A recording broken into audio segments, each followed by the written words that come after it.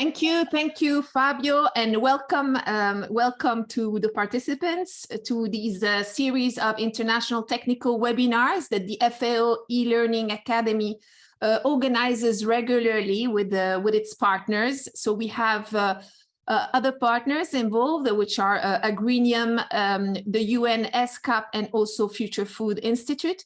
The objective of these webinars is to try to promote our multilingual e-learning courses that are offered for free as a global public good through the FAO e-Learning Academy. These courses are also certified, so I believe this is also very interesting for participants to know. These courses are all aligned to specific professional profiles and to specific competences, that are needed for these professional profiles. So what we wanted to offer today is a webinar on the linkages between food safety, nutrition, and social protection.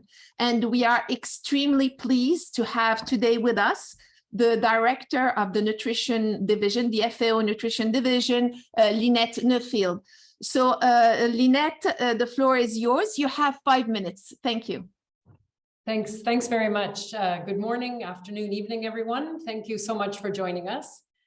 As you all know, we are only 8 years away from the 2030 SDGs and only 3 years away from the 2025 World Health Assembly targets.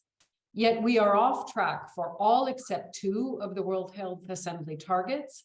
And if current trends continue, we will not meet most of the nutrition-related SDG targets.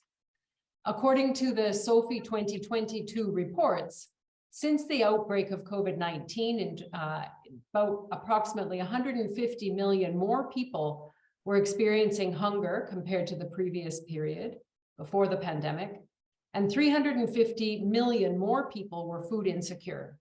We know these numbers have continued to rise in 2022 with the lingering effects of COVID-19, conflicts, inflation, and the growing frequency and intensity of extreme climate events. At the same time, the latest global estimates suggest that 1.9 billion adults globally are overweight, of which 650 million are obese. This has important implications for their health, well-being, and economic consequences for individuals, communities, and nations, given the increased morbidity and related health systems burden, in addition to premature death caused by all forms of malnutrition. Unhealthy diets are the common cause of all forms of malnutrition and an issue that urgently needs to be addressed in all countries globally. But poverty is a critical underlying cause of unhealthy diets and of all forms of malnutrition. Those living in poverty are disproportionately affected by food price increases, loss of income, and are less able to cope with the high economic and other costs of health issues stemming from malnutrition. Social protection, therefore, presents an important opportunity to reduce the risk of malnutrition and its consequences. It can address immediate poverty and shocks, but if well designed, it can also help to break the intergenerational cycle of poverty by preventing malnutrition in early life. Strong evidence suggests that malnutrition during the first years of life limits development, school performance, and several studies have shown that those who experienced malnutrition in early life have lower wages all through adulthood. Evidence also shows that for this potential of social protection to be realized, several conditions must be met. Interventions must be tailored to context based on the nutrition situation analysis and adapted to the existing conditions and needs of beneficiaries, especially the nutritionally vulnerable and food insecure. Monitoring through specific indicators and continuous improvement must be in place. A program is never perfect from its outset, and we shouldn't be afraid to identify and fix those needed areas as time moves on. The targeted beneficiaries are actually reached, of course, by those interventions through appropriate delivery modalities and an adequate level, duration, and modality of cash transfers, if they are included, is also a very important consideration, as are the specific needs of women in terms of time and other constraints that may limit their roles, both as often as of those who bring income and resources into the household, but also more often are caring for the needs of those young children that we talked about. And finally, continuity in program implementation is key in order to break that intergenerational cycle of malnutrition, to ensure that the effects are lasting and not only on immediate poverty in a moment. So the ISPA Food Security Nutrition tool that we will learn about today can support the generation of systematic and relevant data and evidence needed to design social assistance programs. The tool has several strengths that you will hear more about shortly. Among these is that it is a participatory process, including multi-sectoral stakeholders and engagement across those many sectors needed for effective social assistance. This is an essential part to ensure the ownership of those and ultimately reach our goals of the dual goals related to social support and healthy diets and malnutrition, preventing malnutrition. So we hope that you will enjoy this webinar, that you will find the tool useful, and that ultimately it will contribute to the design and implementation of social protection programs with high potential to foster better diets and improve nutrition. Thank you very much, and back to you. Thank you. Thank you very much, Lynette. So now I'd like to give the floor to Patrizia Fracassi, who's a Senior Nutrition and Food System Officer in FAO. Patrizia will be giving us the overview about the linkages between social protection and nutrition outcomes. So Patrizia, the floor is yours. You have 10 minutes. Thank you. Thank you. I'm sharing my screen. Thank you so much. I will talk about the interlinkages between social protection and food security and nutrition outcomes.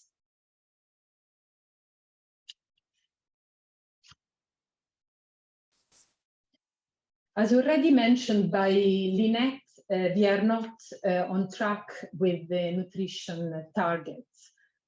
While we have seen some progress with child stunting, we are expecting an increase in the number of children affected by wasting.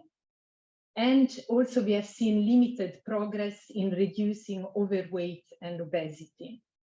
In fact, there has been even an increase in the percentage of adult obesity. Importantly, healthy diets are unaffordable for 3.1 billion people.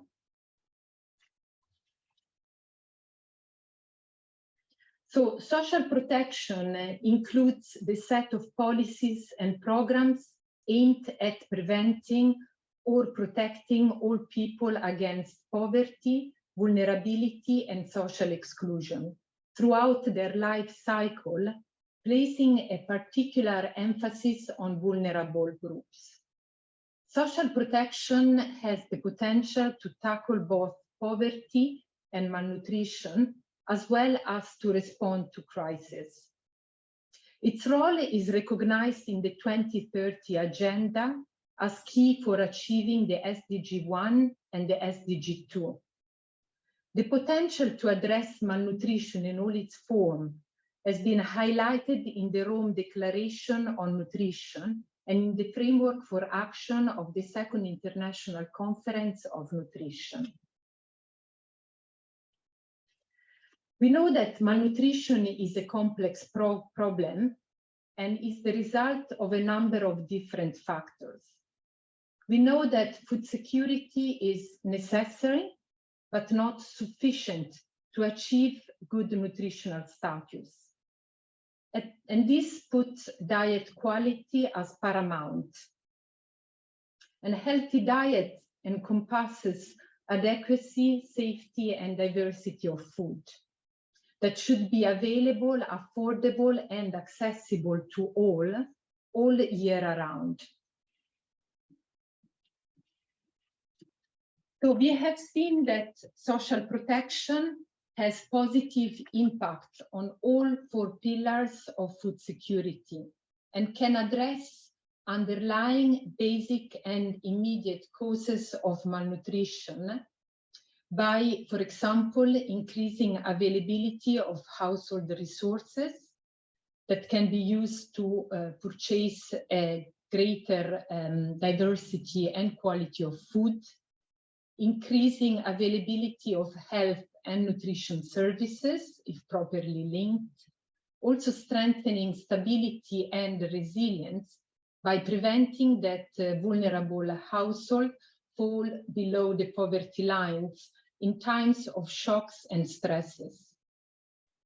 Most importantly, it can help to avoid negative coping strategies, for example, postponing necessary health expenditure, or we have seen in terms of diet diversity, reducing the purchase of safe and nutritious food, or pulling out children from school.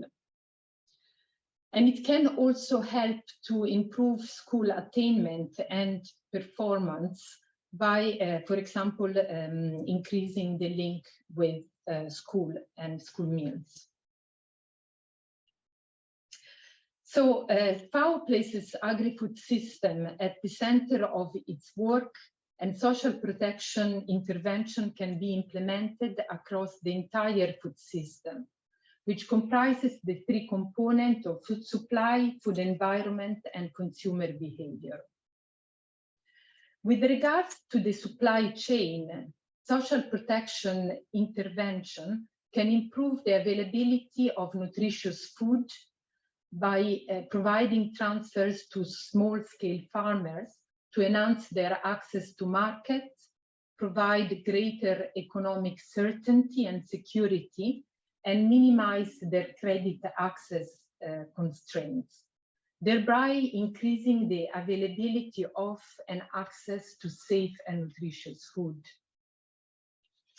In terms of food environment, there are different ways how social protection can support, through in-kind transfers, vouchers, or cash that can support the availability and access to nutritious food. One example that is well known is the one on nutrition sensitive school feeding programs that can support both the pupils that will access the school meals, as well as the wider community if the food is purchased through the farmers. So the targeted social transfer have a number of potential benefits. They can improve food consumption, they can increase the demand for nutritious food, health and nutrition services, and they can increase also the supply by local producers and providers. It is therefore important to look at social protection with a food system lens, so that each component can contribute to increased diet diversity. So finally, we know that social protection can support the double duty action, and that is really going to be possible if we design cash and food transfer with that aim. So to prevent risk of increasing overweight and obesity, it is important that social protection are clearly linked to access to safe and nutritious food. And also it will be important that this is accompanied by an enabling environment which allows the right policy and regulatory framework to be put in place. So I will just finalize with a couple of considerations, given that this will be covered by my colleague. It's important to target the most vulnerable, considering also their nutritional requirements. It's important to include the nutrition education and behavioral change communication to also ensure that it's not only about supply, but also demand for safe and nutritious food. It's important to adopt a gender equality and social inclusion lens. And most importantly, it will be necessary to always think about how the design can improve nutrition, improve benefits, and avoid unintended consequences. Thank you so much. Thank you very much. Patrizia. And before we proceed with the other colleagues, I'd like to ask Fabio to launch the video. So we have foreseen a video to have basically a description of what we are discussing here and the linkages between food security, nutrition, and social protection. Social protection programs can address the immediate and underlying determinants of malnutrition. However, the impact of these programs on nutrition and dietary outcomes is not always automatic. It depends on factors such as effective targeting, adequacy of transfer amounts and its modalities, and the integration of nutrition components in the program design and implementation. In order to enhance the impact of social protection programs on food security and nutrition outcomes, the Interagency Social Protection Assessment Tool for Food Security and Nutrition, or ISPA-FSN, was developed. This is a practical tool that assesses performance across 7 key areas to identify the strengths and weaknesses of social assistance policies and programs that aim at improving food security and nutrition, and helps creating the environment for future policy and program dialogues. These 7 key areas are: program objectives and indicators, inclusiveness, adequacy, responsiveness, coherence, integration and governance, sustainability, rights and dignity. The implementation of the ISPA-FSN tool is country-driven and owned. It is highly participatory and led by the government, which maintains the overall responsibility for undertaking and supervising the process with the support of an expert team.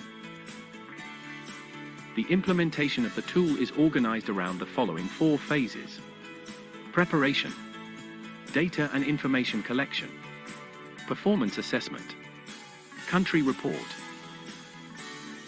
Ultimately, the ISPA-FSN tool can support dialogue and synergies around social assistance programs and systems, and food security and nutrition strategies at national level, identify gaps and opportunities to strengthen coherence and improve the results of food security and nutrition social assistance programs, contribute to designing more responsive and adaptive programs. To date, the tool has been applied in 3 countries: Paraguay, Palestine, and Cambodia. Will yours be next? Okay, excellent. Thank you, Fabio. I'd like to now give the floor to my colleague Giulia Palma, who will be describing to us a little bit more in depth the tool. So Giulia, the floor is yours. You have about 15 minutes. Thank you. Thank you very much, Christina. So good morning, good afternoon, good evening to everyone. As Christina said, I will be presenting the ISPA-FSN tool, and then my colleague Ahmed Raza will present the e-learning course on the tool. So ISPA stands for Interagency Social Protection Assessment and is the result of a collaboration of over 20 organizations that develop these ISPA tools, which aim at helping countries assess and improve their social protection systems, programs, and delivery mechanisms. And it does so by identifying strengths, weaknesses, and potential policy options. So among these tools, we have the ISPA-FSN tool, Food Security and Nutrition tool, that has been developed by FAO and other partners, and specifically aims at improving social assistance programs' impact on food security and nutrition. So as we said, social protection has a huge potential to improve nutrition outcomes, but as Patrizia was mentioning earlier, only if certain conditions are actually met. And so we saw the ways in which social protection can improve food security and nutrition, and we also saw some levers to maximize these impacts. And these are actually captured by the 7 key areas of the ISPA-FSN tool, which allow collecting information to assess performance of social assistance programs. So the implementation process is highly participatory, country-driven and owned, and must be tailored to the specific context. In fact, it is not possible to have cross-country comparison. So as it was mentioned in the video, to date, Paraguay, Palestine, and Cambodia have already implemented the tool. And with regards to the kind of implementation, we have self-assessment in case the country decides to implement the tool on its own. It can be demand-driven if the country government decides to ask for support to other agencies, national, international agencies. And finally, it can be also supply-driven when, for example, a development partner, a development agency proposes the use of the tool to a country. So as we saw in the video, the implementation can be the tool can be divided in 4 phases. So first of all, the preparation of the assessment, in which we have the inception meeting, orientation meeting, and the most important thing here is the establishment of an assessment team. Then we have the data and information collection, and this includes a desk review on the food security and nutrition situation in the country and the landscape as well, on the social protection system in the country, and also on information on the specific program under assessment. And this desk review can also be complemented with interviews with stakeholders through, for example, focus group discussions and key informants interviews. Then the third phase is the performance assessment itself, and this is supported by the overview of findings. And finally, the country report. So the preparation of the country report based on the assessment of the different areas, of the 7 key areas, and on a final workshop with country stakeholders. The whole process lasts 4 months on average, and is led by the assessment team. So the composition of this assessment team varies country by country, but it should at least obviously include the institution under which the program falls, the food security and nutrition bodies in the country, and other relevant and development partners. Sorry, it can also be it is also recommended to hire a researcher, independent researcher, to help in the data and information collection. So with the implementation, some good practices have been identified. And these are, first of all, government ownership. This is very important because the country needs to understand the usefulness and the purpose of applying the tool. Then having a multi-sectoral platform. This is also very useful because in case in a country no multi-sectoral platform already exists, it is worth establishing one, investing in establishing one. Like for example, in Cambodia, the government established an interministerial task force to carry out the assessment. Then it's important to remember that the tool must be tailored to country needs and also interests. For example, Paraguay, the tool was actually adapted in the local indigenous language in order to be suitable to be applied at the local level. Also, make results tangible. This is it's recommended that at the end of the process, it's recommended to come up with something concrete. For example, in Palestine, at the end, it was foreseen to have a food security, an interministerial food security and nutrition council established. Also, it's important to remember to use the tool in a pragmatic way because it's very long and generic. It has many questions, but it must be adapted to the country, as I said in the case of Paraguay, for example. But it should be tailored to the country needs and also to the resources available and the budget and also the time frame available for it. It is important to remember that the lack of information is an important finding. This might arise during the data collection framework, but it indicates that further research is needed in certain areas. And also, it's important to remember that just the fact of bringing all relevant stakeholders together in a country is an important result. And finally, we have to remember that it's not an evaluation, but an assessment, an analysis, and it's the result of the participatory process at country level. So as we saw in the video, the 7 key areas of the tool are the following. So program objectives and indicators: inclusiveness, adequacy, responsiveness, coherence, integration and governance, sustainability, rights and dignity. And all of these areas actually address a specific aspect of social assistance programs, and they propose some questions as well as good practice tips. So program objectives and indicators.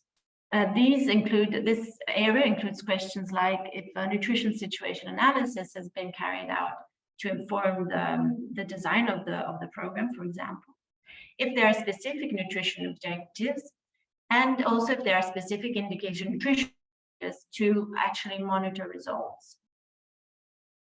Inclusiveness refers, for example, to the program having targeted specifically the nutritional vulnerable or food insecure, and having prioritized them in the targeting and eligibility mechanisms. Also, if their constraints and needs are taken into account in the administrative process, if there are gender considerations, and if the 1,000 days are targeted, as well as pregnant and lactating women. Adequacy, here we refer to the level, regularity, duration of the transfers, and whether, for example, women's constraints, as Lynette was mentioning earlier, for example, in time, taken into account, for example, in the modalities of delivery modalities of the transfers. And also if nutrition education and behavior change communication are integrated in the program, because we know that these are extremely important for the success of social assistance programs. Responsiveness, these are, here we have questions like if the monitoring evaluation system is in place, and if it allows for adaptation based on the results, and also flexibility. So if the program is able to quickly adapt, scale up, based on, for example, shocks, crises, price increases, or, for example, other crises like here, the case of COVID. Then we have coherence, integration, and governance. And this key area refers mainly to the links with other sectors, important sectors like sanitation, health, education, and agriculture. And if actually the complementary services in these areas are actually promoted, access to these services are promoted. If there are functional interlinkages, intersectoral linkages across these sectors, if there are common mechanisms for sharing delivery implementation systems, if there is an overall governance mechanisms for coordination and cooperation, and finally, if there are common objectives, for example, if we have social protection strategy or policies with food security, nutrition objectives, and vice versa. Then sustainability. This key area refers to the program taking into consideration social, environmental, economic, and financial sustainability. For example, if social coherence is promoted, or economic sustainability if the program actually strengthens the local economy. Finally, rights and dignity. So here we refer to the country having a commitment to the realization of the right to food, if social assistance entitlements are actually prescribed by law, and also if there's awareness of their rights and duties among the beneficiaries. So once the information has been collected, the overview of findings allows to assess the performance of each of these 7 key areas. And it does so by attributing a level that can be latent, emergent, moderate, or advanced, based on the level of integration of food security and nutrition considerations of the program under assessment. And once the overview of findings is completed, the next step, as I said, is to prepare the country report. So thank you very much for listening. I will now pass the floor to my colleague Ahmed Raza, who will tell you about the e-learning course on the ISPA-FSN tool. Thank you very much. Thank you, Julia. Thank you. Ahmed, the floor is yours. You have about 5 minutes.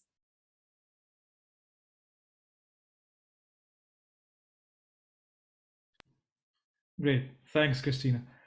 And thanks, Julia. So I will basically quickly go through in about 5 minutes on what this tool is about, this e-learning is about. So essentially, we decided to work on the e-learning to promote the implementation of the tool. We realized that the tool has been implemented in 3 countries and there is potential for it to be implemented in other contexts. And we thought that the e-learning is a useful way of building capacity and interest on this important topic. Also, I want to mention that this e-learning is based on the publication, which Julia mentioned.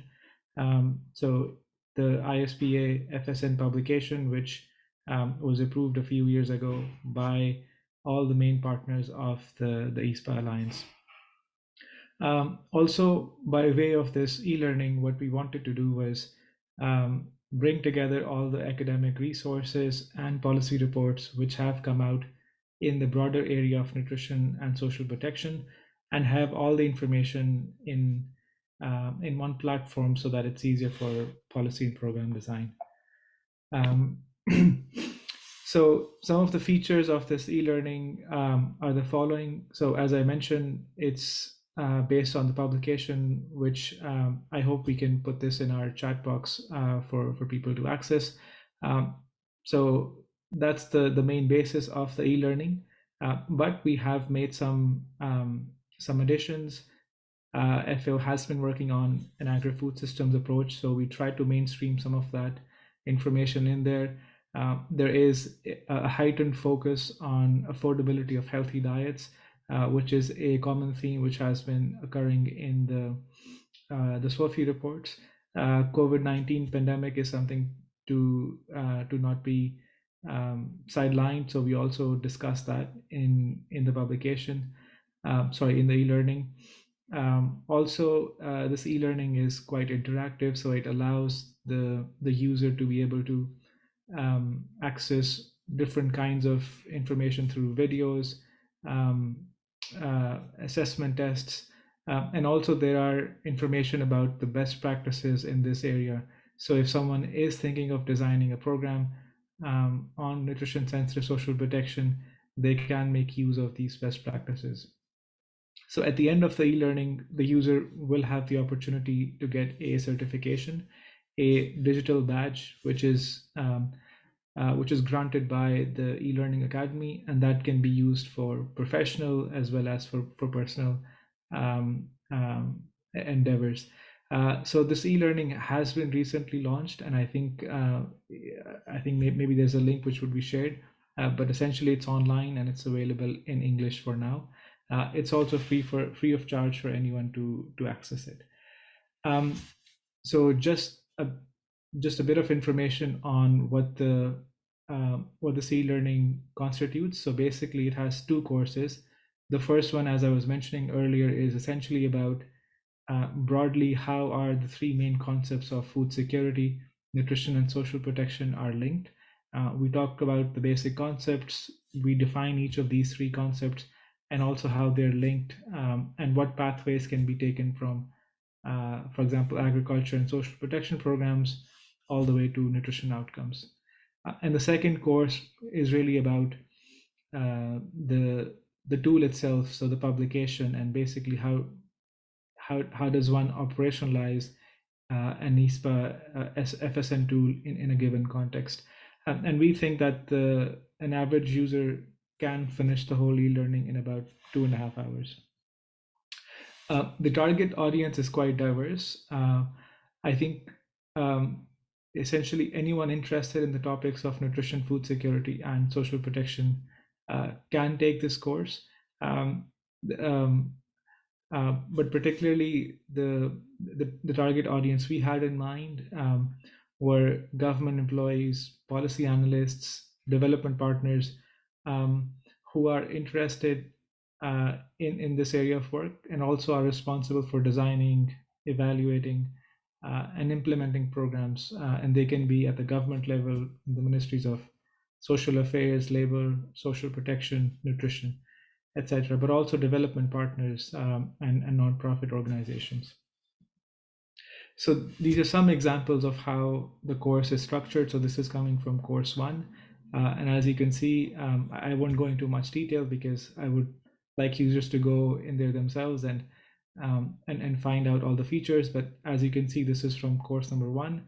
And there are linkages with other previous work which has been done. So there's a reference to the MOOC, which is the massive open online course on nutrition and food systems, and some information on the SOFI report, as well as the linkage. So, we try to ensure that the user not only gets information about the topic, but also any relevant e-learning courses which FAO has produced.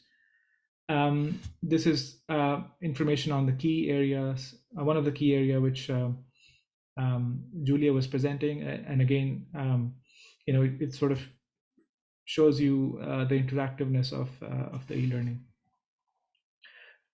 Here again, it's an example coming from lesson 1, and essentially, what it's basically doing is condensing a lot of important and difficult concepts in specific slides so that a user is able to use it for their own work later on.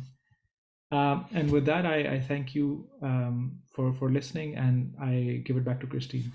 Thank you very much, Ahmed. So what we would like to do now is to open the floor to the questions. So we would like to ask participants to ask their questions in the Q&A section. And to start, we have some questions prepared for one for Patrizia, one for Julia, and one for Ahmed. So I'm starting with Patrizia. So Patrizia, in your opinion, what is the role of social protection in making healthy diets more accessible and affordable for all? Yes, social protection programs provide a delivery platform to reach the most vulnerable, and that for sure is one of the key aspects, especially in times of crisis. We have just heard about the importance of social protection during the COVID-19 pandemic and in the current food crisis. But beyond the food security aspect, we have mentioned how the social protection programs can be designed to make healthy diets more accessible to vulnerable consumers, also through better link with local producers. And I've seen that there was a question on that in the chat. So it's important to establish the link with retailers and producers as part of public procurement scheme. And also we have seen the importance of the school meals to make the school meals more nutritious. Again, there was a suggestion on food fortification and the importance of integrating nutrition education and behavioral change communication, because we should look also at the demand and not only the supply side. And so really increase the awareness among people that benefit from social protection programs. Thank you. Absolutely. Thank you very much, Patrizia. I would like to now ask a question to Julia. So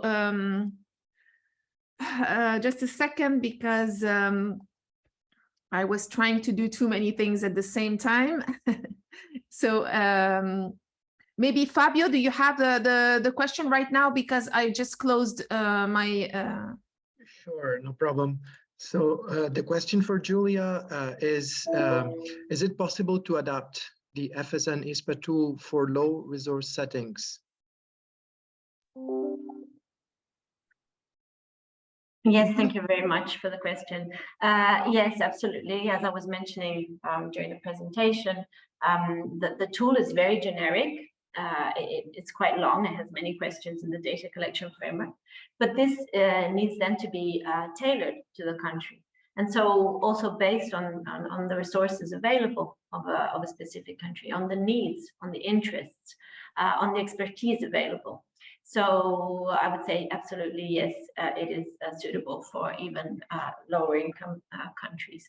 Okay, excellent. Thank you. And then a question for Ahmed before we I'd like to ask you colleagues, Patrizia and Julia and also Ahmed, to keep on looking at the Q&A box so that we start answering the questions of the participants.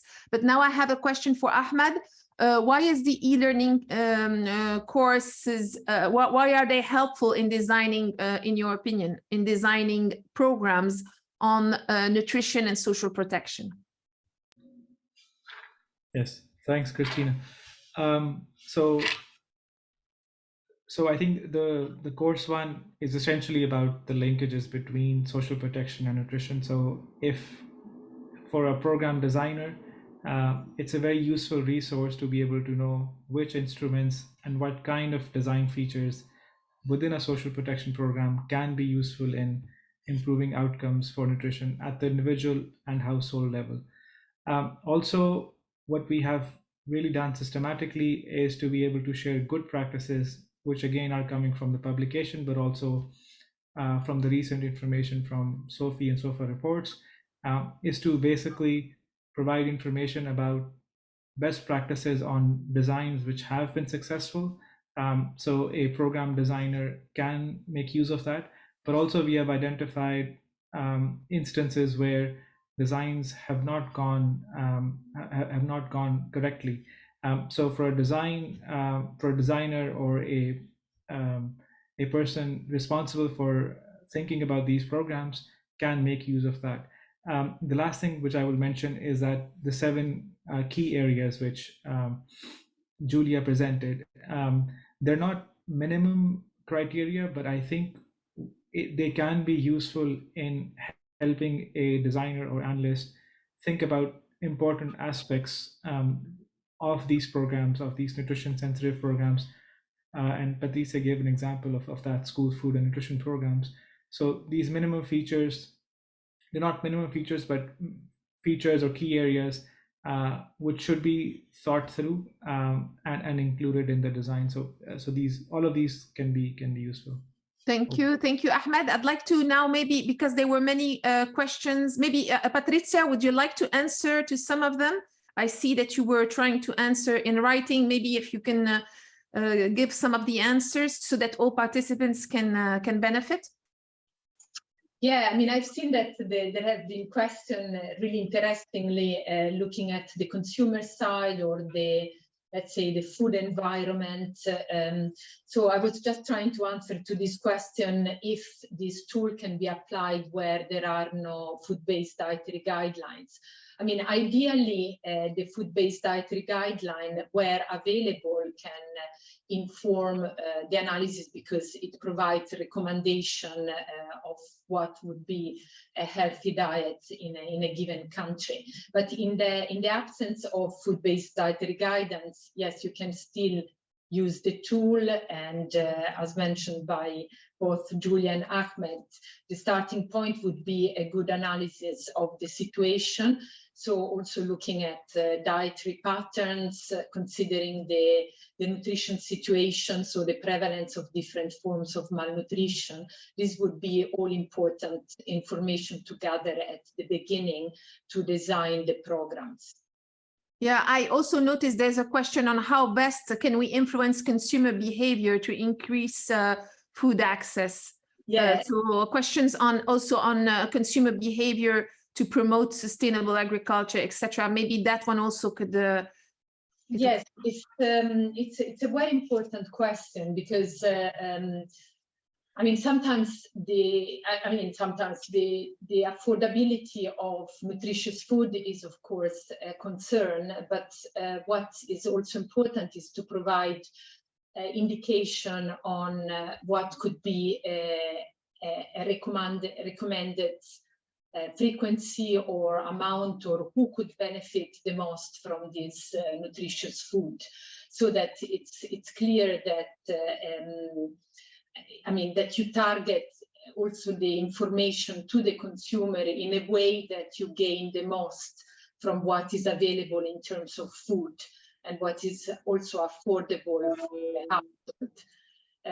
I just want to mention a campaign that was done by Save the Children years ago that was showing what you can buy with cash transfer, and it was really interesting to see the difference between countries. And I mean, the campaign was also really showing the importance of including nutritious food, not only caloric food, because that's also the risk in certain contexts.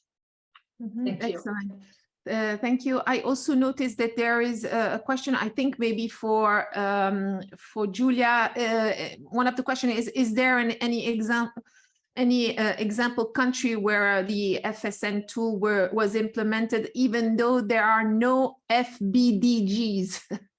I don't know, Julia, if you want to go try to give an answer to this one. Yes, I think Patrizia already addressed that.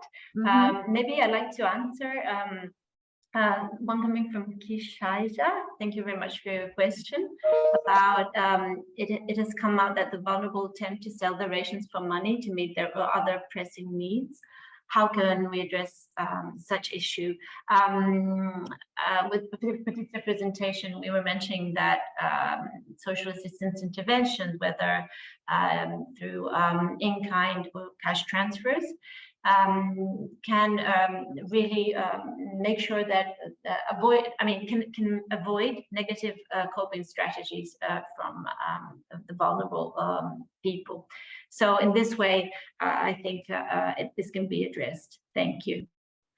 Thank you. I'd like to answer some of the questions that were addressed, that were covering the aspects of certification. So I'd like to go back to the concept of the digital badge certification system that is offered by the FAO e-learning academy. So basically, after you finalize the course, and if you succeed the final scenario-based, competency-based test, you earn a digital badge. This is a certification of the acquisition of competences. And it is a system that we are adopting to try to bridge the gap between formal and informal education. We are trying to allow anyone, anywhere in the world, to have access to competences in order to become more competitive locally, wherever they are, without having to stop and subscribe to a university degree program, etc. We're trying to offer in an easy manner, in a very flexible manner, to offer the possibility of anyone, even marginalized individuals, people in rural areas, in conflict areas, to have the same rights and the same, the equal access to education and to the certification of these competences. And this allows to basically become more competitive in the professional market. So basically, by earning the badges, you basically accumulate competences that are demonstrated through these badges. And it allows also to better match, to increase employment opportunities and to better match your offer of competences with what is required in the market. So definitely, this is an excellent mechanism to better match the competences you have and you hold and you can demonstrate and what is required on the professional market. I don't know if, Ahmed, if you have had the chance to look at some of questions, if you would like to answer to... Yes, so I think, so there were two questions which I was looking at. So one is on food-based dietary guidelines and whether there is a requirement for countries to have those already before the implementation of the tool. And the answer is no. So in Palestine, there are no approved food-based dietary guidelines.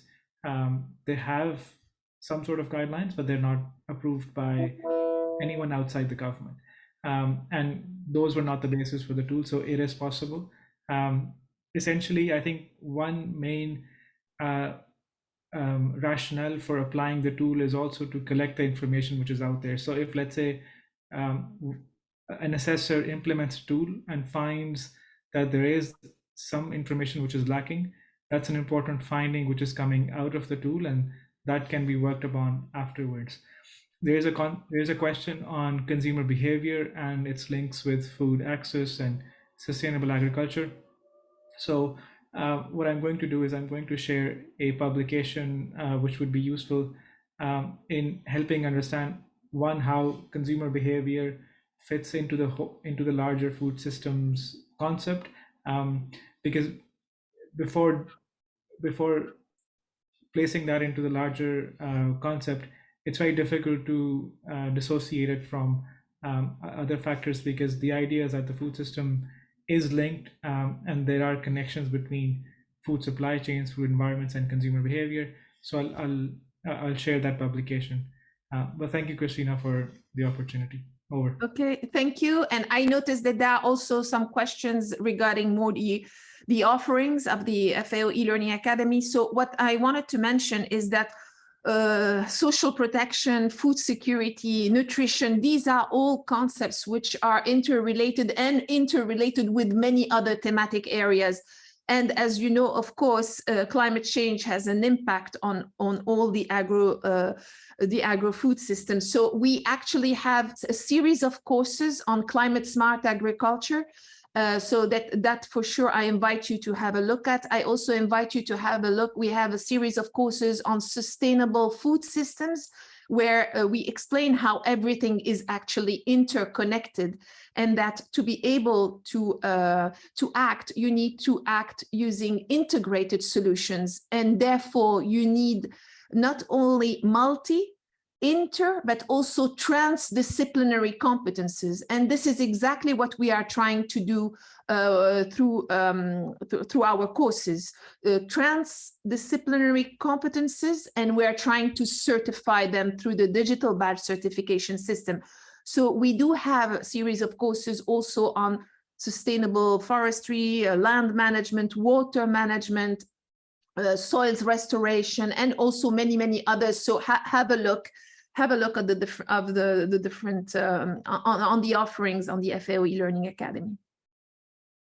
I don't know if Patricia or Julia, we have space just for one more answer. Maybe, I don't know if one of you would like to go ahead.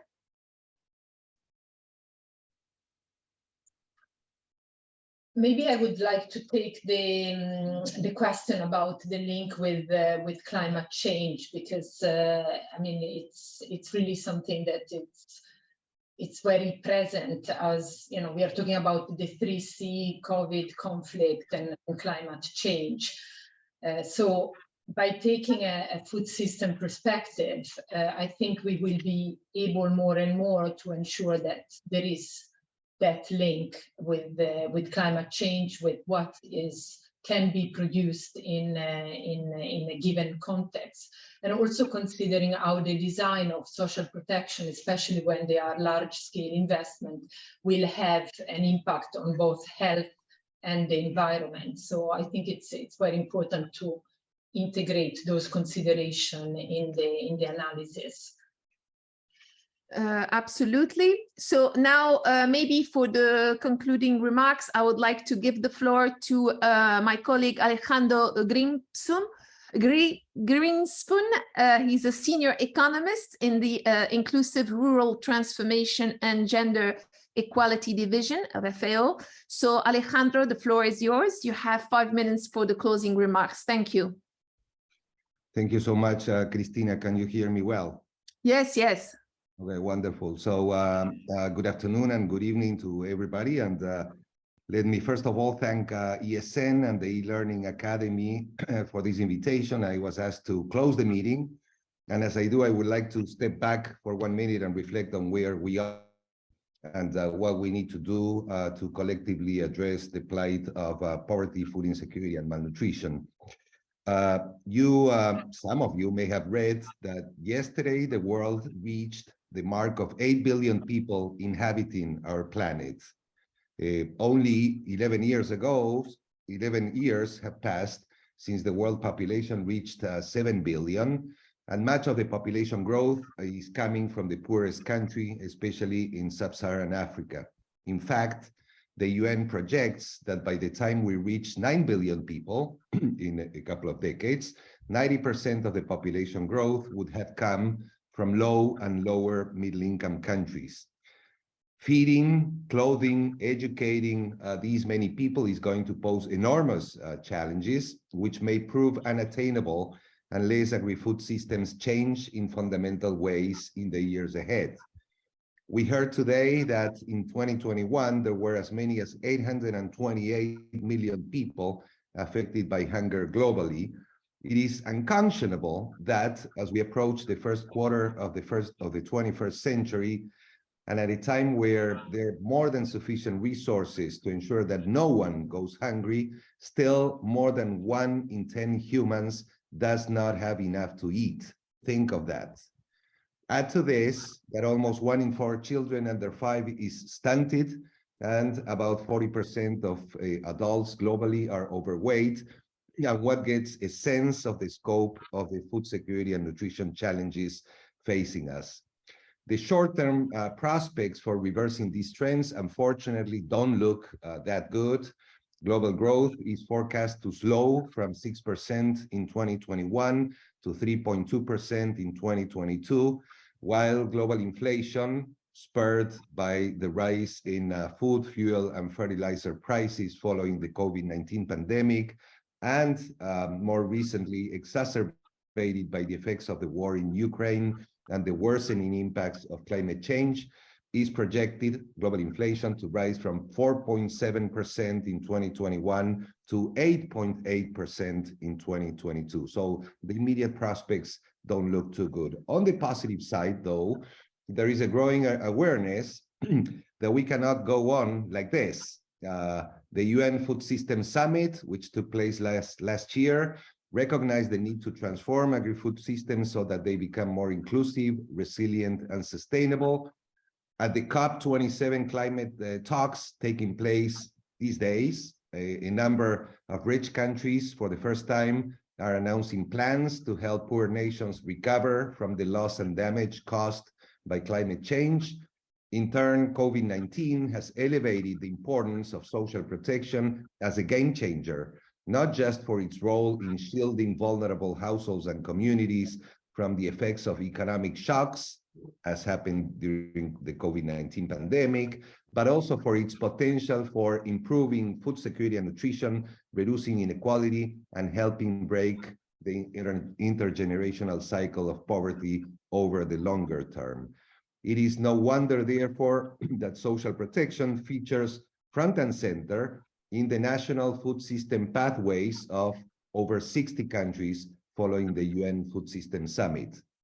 As a member of the Global Partnership for Universal Social Protection, also known as USP 2030, FAO calls on all countries from both the North and the South to make a concerted effort to extend adequate and comprehensive social protection to all by 2030.